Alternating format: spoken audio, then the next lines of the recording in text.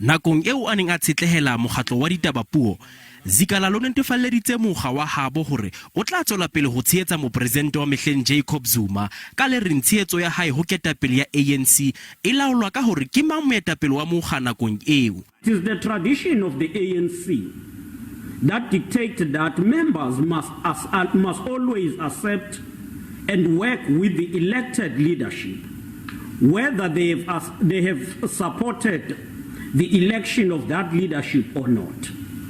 This is a principle of the movement.